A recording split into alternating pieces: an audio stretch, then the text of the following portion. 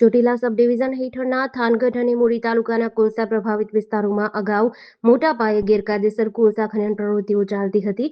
ખાસ કરીને જામવાડી, ભડુલો, ભેટ, અસુંદરાળી, ધોડિયા, ગોગલિયાણા, શેખરડી, ગઢડા, સોનગઢ, ખારો વિસ્તાર, વેલાળા, ખાખરાળા, રાવરાણી, રાણીપાટ, ઉમરડા, વગડિયા, ખંપાળિયા સહિતના અનેક વિસ્તારોમાં ગેરકાયદેસર કોલસાનું ખનન કરવામાં આવતું હોવાનું આજથી 1.5 વર્ષ પહેલા અગાઉ ધરવામાં આવેલ વિવિધ આકસ્મિક તપાસ, દરોડા અને રેડ દરમિયાન ધ્યાને આવ્યું હતું. આ ગેરકાયદેસર પ્રવૃત્તિઓ સામે ચોટીલા સબ ડિવિઝન તંત્ર દ્વારા ઝીરો ટોલરન્સની નીતિ અપનાવી નાયબ કલેક્ટર એચ.ટી. મકવાણાના માર્ગદર્શન હેઠળ સુનિયોજિત અને પરિણામલક્ષી કાર્યવાહી હાથ ધરાઈ હતી.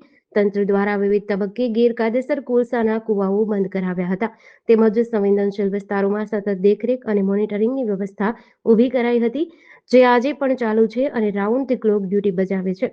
ગેરકાયદેસર ખનન પ્રવૃત્તિઓ ફરી શરૂ ન થાય તેમજ કુદરતી સંસાધનોનું સંરક્ષણ સુનિશ્ચિત થાય તે માટે આધુનિક ડ્રોન ટેકનોલોજીનો ઉપયોગ કરી નિયમિત હવાઈ સર્વેલન્સ હાથ ધરવામાં આવી રહ્યું છે.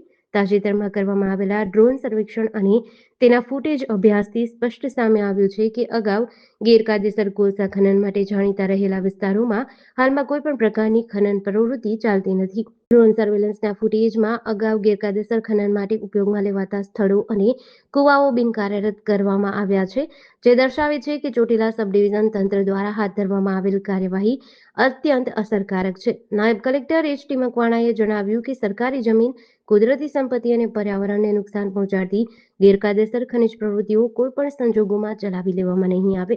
ચોટીલા સબ ડિવિઝન તંત્ર આધુનિક ટેકનોલોજી, સુદ્રઢ વહીવટી વ્યવસ્થા અને સતત મોનિટરિંગના સમન્વયથી કોલસા ખનન પ્રવૃત્તિઓ પર સંપૂર્ણ અંકુશ જાળવી રાખવા તેમજ કુદરતી સંસાધનોના સંરક્ષણ માટે કટિબદ્ધ છે.